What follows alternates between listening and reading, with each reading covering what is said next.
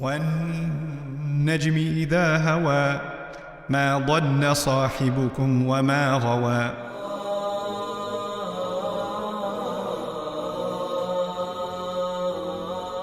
When Allah opens the door for forgiveness, He opens the door for forgiveness. When He gives room for people to slip up, and slip-ups happen. Everybody's human. People mess up. All of us have embarrassing things we've done. All of us. But we're not beyond redemption. In the eyes of people, He cannot be redeemed. And just because people will come and tell you, Allah will never forgive you. You know that? Allah will never forgive you. Really? Allah sent you an email? Where did you get the notification from Allah that He will not forgive you? Where did you get it? What? وَمَا كَانَ اللَّهُ لِيُطْلِعَكُمْ عَلَى الْغَيْبِ. Allah is not one to tell you about the unseen. Where did you get it from? Allah said in the previous ayah, إِنَّ رَبَّكَ هُوَ أَعْلَمُ بِمَنْ ضَلَّ عَنْ سَبِيلِهِ. You know, Khalid ibn Walid is the reason 70 Sahaba were killed. You know that, right? Khalid ibn Walid, 70 Sahaba at Uhud. The Prophet was almost killed. The Prophet bled in 3 places in his face. There's a spear going through the Prophet's mouth in Uhud. Because of who? Khalid ibn Walid. And there are people who pray next to Khalid ibn Walid, and he's the reason their family members are dead. And sometimes he leads them in prayer too. You know that, right? And they don't look at him and get traumatized because they have something inside them. They understand, Inna Rabbaka wasi'ul maghfirah. They don't say, I can't forget what you did. I know that you're a great general, but your great generalness really hurt us that time. I don't want you to ever forget what you have done.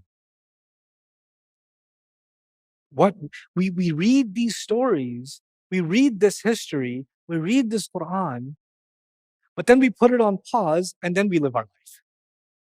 Different standards. This is what we have to change. This is what we have to change. Ihsan is defined, and this is where I'm going to conclude today.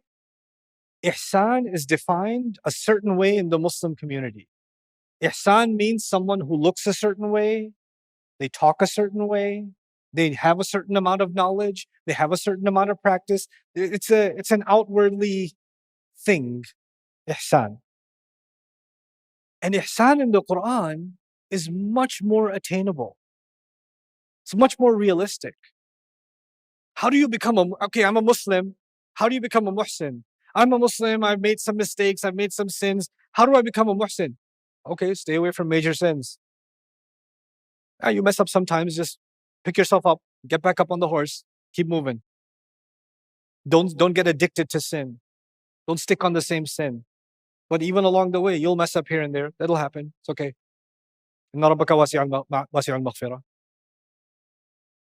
What I'll leave you with is last section. What was the last section mostly about? The one before this one. Do you know? Remember? Angels? Daughters of God? People put angels and daughters of God between themselves and God. Why? Because they say, God's going to be angry at me. I need someone who will forgive, who will put in a good word, right? And in this next section, Allah says, why do you need anyone? You can mess up, I'll forgive you. You're not beyond redemption with me. Inna rabbaka wasi'ul maghfirah. And you know what? If you spent a long time with me, and then I was in trouble, then you'd come and defend me and say, no, I know him personally. I know he messed up here and there, but he's not like that. Because the one who knows you most can defend you the best. You understand? So the angel that has lived his whole life here and here knows you really well, right? And what does Allah say in this ayah? Huwa a'lamu bikum. He knows you better. You were going to use the angel to go make a case to Allah and say, Ya Allah, I know this one. I've been with him my whole life. He's a good person. Allah says, He knows you better. إِذْ أَنْشَأَكُم مِّنَ الْأَرْضِ. When you brought you out from the earth. When you were buried deep inside the womb of your mother didn't even know you. I knew you. You're going to tell me somebody else knows you better? Somebody else is going to make a case for you? Nobody will make a case for you like I will. I'm the one who forgives. It's so beautiful. The spiritual way in which He crushes shirk here. Because one of the roles of shirk was, we can't face Allah. He's too scary. We have to put someone in between. And Allah says, why do you need someone in between? Amazing. It's just absolutely amazing. We're going to unpack, we haven't unpacked anything yet, actually. I just introduced the ayah. We didn't actually go into the ayah. But we're going to do this ayah piece by piece. الَّذِي يَجْتَنِبُونَ, then كَبَائِرَ الْإِثْمِ, then فَوَاحِشْ, then إِلَّا اللَّمَمْ, then إِنَّ رَبَّكَ وَاسِعُ الْمَغْفِرَةِ, then هُوَ أَعْلَمُ بِكُمْ إِذْ أَنْشَأَكُمْ مِنَ الْأَرْضِ, then وَإِذْ أَنْتُمْ أَجِنَّةٌ فِي بُطُونِ أُمَّهَاتِكُمْ, then فَلَا تُزَكُّوا أَنفُسَكُمْ, then هُوَ أَعْلَمُ بِمَنِ اتَّقَى. It's like 8 lectures. So I can't do it in this time. I can introduce it though. Read this ayah yourself before tomorrow, contemplate it, and we'll discuss it. This is the longest ayah of the surah for a reason.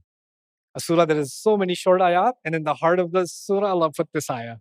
It's so, so beautiful. Make the most of this series by downloading our free workbook for a guided contemplation of this powerful surah. أعوذ بالله من الشيطان الرجيم الذين يجتنبون كبائر الإثم والفواحش إلا اللمم إن ربك واسع المغفرة هو أعلم بكم إذ أنشأكم من الأرض وإذ أنتم أجنة في بطون أمهاتكم فلا تزكوا أنفسكم هو أعلم بمن اتقى رب اشرح لي صدري ويسر لي أمري واحلل عقدة من لساني يفقهوا قولي فالحمد لله والصلاة والسلام على رسول الله وعلى آله وصحبه أجمعين. Once again, everybody, assalamu alaikum wa rahmatullahi ta'ala wa barakatuh. We're going to get right into the study of ayah number 32. I introduced a brief translation of the ayah yesterday just to refresh our memory. It's made up of several parts, so keep up with me. It begins with describing the people who have excelled in the last ayah. Those who excelled, Allah will reward them with the very best. وَيَجْزِيَ الَّذِينَ أَحْسَنُوا بِالْحُسْنَى. Who are those people? The ones who يَجْتَنِبُونَ كَبَائِرَ الْإِثْمِ وَالْفَوَاحِشِ. Those who avoid or keep away from, keep a distance from major sins, the greatest of sins, and all forms of indecency. Inna rabbaka, and then he says, illa lamam, except for small slip-ups. Inna rabbaka wasi'ul maghfirah, no doubt your master is vast in forgiveness. Huwa a'lamu bikum idh ansha'akum min al-ardi, he knows you better when he brought you out from the earth. Wa idh antum ajinnatun fi butuni ummahatikum, and he knows you better from the moment you were hidden inside of the bellies of your mothers. فَلَا تُزَكُّوا أَنفُسَكُمْ, then don't consider yourselves or declare yourselves pure. هُوَ أَعْلَمُ بِمَنِ اتَّقَى, he knows better the person who has protected themselves.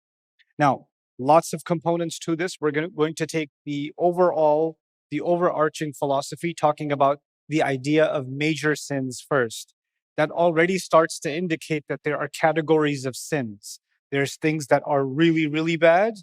Kaba'ir al-ithm. Kaba'ir comes from kabira, big. So very big kinds of sins. And then by converse, it's already assumed that there are other sins that are not as big, right? Also, you should know that in this religion, there are deeds that have very high level importance. And then there are other deeds that have less and less importance. Even in the study of fiqh, you have things that are haram and things that are makruh, for example, or things that are fard and things that are mustahab, or things that are sunnah. And mandatory stuff, optional stuff, right? Absolutely cannot do is better if you don't do it. There's a degree, right? Now, the first thing I want you to understand is the Quran makes sure that we maintain a sense of priority and a sense of proportion. The way I want you to think about it is, there are some things that you absolutely must not do, or there are some things that you absolutely must do. And then like in school, your professor tells you, listen, you cannot cheat on the exam. You cannot plagiarize your term paper. Absolutely not. And he also says, don't be late to class, right? But he's not going to expel you from the university for being late to class. You cannot put those in the same category. You understand that, right? But if and don't skip classes. But if you skipped a class or you skipped 2 classes, you're still not too bad of a place. You understand? But if you skipped every class the entire semester, but you handed in your term paper, is that still a problem? Yeah. So a small infraction, but done repeatedly, can become a big problem. It's a small infraction, but it's being done repeatedly. But the other thing is, if he says, don't come late to class, and you say, okay, fine, I won't come late to class, but you cheat on the exam. And then when he's expelling you from the university, you're like, I was never late, right? So there's something wrong with you because you have a twisted sense of proportion. Things that are supposed to be big became small in your head, and things that were supposed to be relatively smaller became big in your head. Now, if you got caught being late to class, would you be ashamed? Yes. Would that be the end of your life? No. But if you got caught faking doctor's notes or faking you're putting your name on somebody else's paper and you got caught for that, would the guilt of that be much bigger? It would be, right? And the remorse you have, the regret you have would be much bigger. Would it be much more devastating for you? Would it be a much more difficult thing for you to get over? Yes. But being late to class and you're depressed about it for the next 5 days, I can't believe 3 minutes late. I don't even know how to. Then you, again, have a psychological disorder. You have a problem. Now, I'm giving you this example because in our religion, there's actually some things you're supposed to feel really, really bad about. Like if you did that, you're supposed to feel really bad about that. Those are the kaba'ir al-ithm. Those are the major, major sins. Then there are other things. Oh my God, I joined the jama'ah late for Fajr. Oh, I missed my sunnah prayers. Oh, I walked into the house, but with my left foot. I forgot to say Bismillah before I ate the burger. Or whatever. Something, small infractions, yes? When you start obsessing over those, then you lose sense of proportion. You're misplacing big feelings on small things.